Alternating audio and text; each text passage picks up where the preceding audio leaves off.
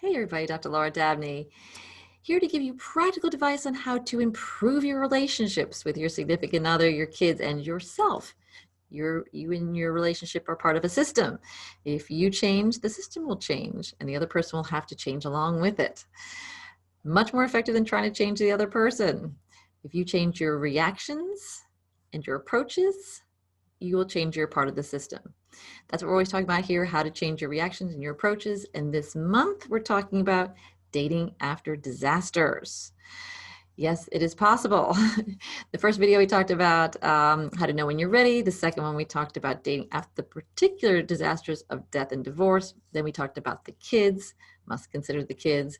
And this week, I'm going to talk to you about how to avoid the same mistake twice, right? How not to get into another whatever relationship, another disaster relationship, no matter what it was. For starters, I'd like to talk to you about the people who come to me and say, oh, I've got to avoid him or her, or that person was a disaster and awful, and et cetera, et cetera. That's just blaming the other person. But as I just said, you're part of a system. It's much more important for you to look at, much more effective for you to look at your role in that problem.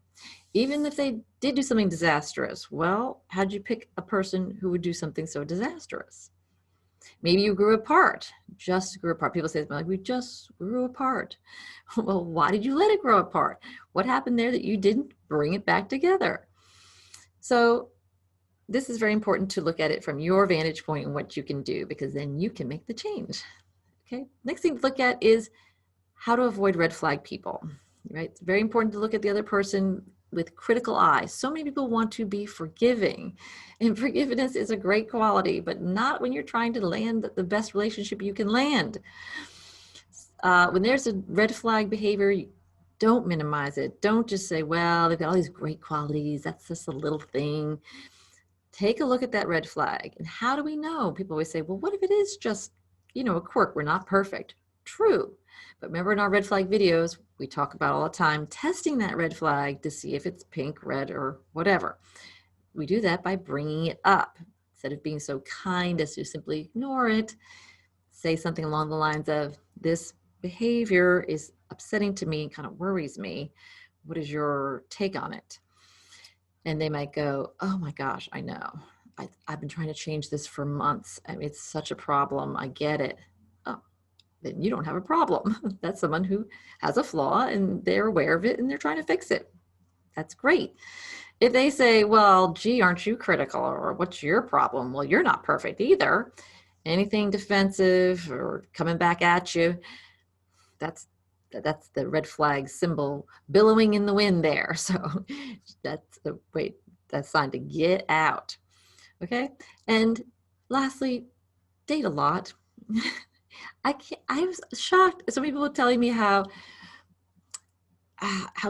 uncomfortable I felt with dating a lot, as if there's something wrong with that, as if we're in fourth grade. If you're over the age of 30, there is no reason for you to date serially. Simply date a lot. A lot of these people, a lot of the healthy people are taken. They're already in good relationships. You need to date a lot to find the healthy person amongst all these people that's left. So there's nothing wrong with it. We're all adults. You can be upfront about it. Say, I'm not settling down, not in the position to settle down right now. I'm dating a lot. You'll probably hear them say they are too. So please feel comfortable with that. That's the most effective way to find someone a little bit more quickly. If you have any problems with any of this, of course, give me a call, 757-340-8800.